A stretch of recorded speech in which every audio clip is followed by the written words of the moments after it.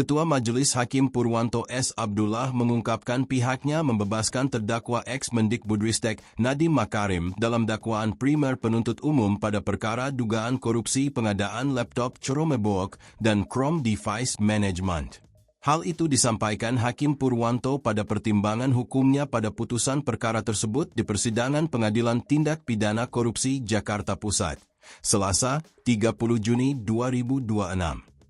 Menimbang bahwa terhadap penyimpangan tersebut majelis hakim berpendapat bahwa perbuatan terdakwa lakukan bukan dalam kapasitas sebagai seorang perseorangan biasa yang melakukan perbuatan melawan hukum secara mandiri di luar jabatan, melainkan justru dilakukan dengan dan melalui kewenangan jabatan yang melekat pada dirinya selaku menteri, yaitu pemegang kewenangan kebijakan tertinggi di kementerian, kata Hakim Purwanto di persidangan. Ia melanjutkan bahwa seluruh penyimpangan yang terungkap, mulai dari pemberian peran melalui kewenangan para staf khusus dan konsultan internal, pengarahan kebijakan, sampai dengan pencetus spesifikasi melalui peraturan menteri seluruhnya bersumber pada penggunaan kewenangan jabatan dan bukan pada perbuatan di luar jabatan.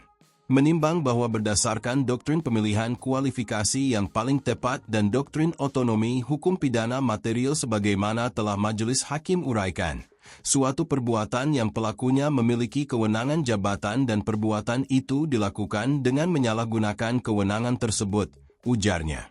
Secara lebih tepat dikualifikasikan dalam konstruksi penyalahgunaan kewenangan menurut Pasal 3 Undang-Undang Tindak Pidana Korupsi dan Kewenangan, dan bukan dalam konstruksi perbuatan melawan hukum yang umum menurut Pasal 603 KUHP baru sebagai padanan Pasal 2 Ayat 1, imbuhnya.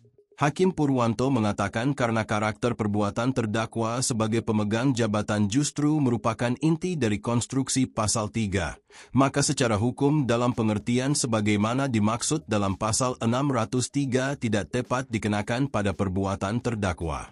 Menimbang bahwa selain itu, bahwa dalam legal reasoning yang dipergunakan bahwa pada keempat perkara termasuk dalam perkara akuo tidak terpenuhinya dakwaan primer terletak pada unsur secara melawan hukum, jelas Hakim Purwanto.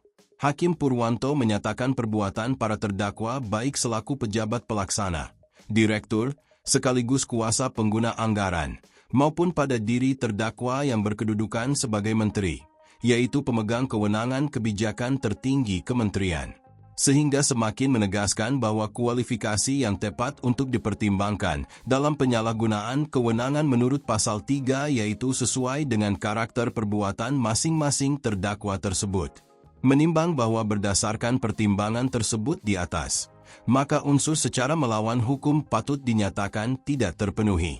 Dan oleh karena salah satu unsur dalam Pasal 603 KUHP baru sebagai padanan Pasal 2 Ayat 1 Undang-Undang Tindak Pidana Korupsi tidak terpenuhi, maka terhadap dakwaan primer haruslah dinyatakan tidak terbukti secara melawan hukum dan meyakinkan, dan terhadap terdakwa haruslah dibebaskan dalam dakwaan primer tersebut, jelas Hakim Purwanto.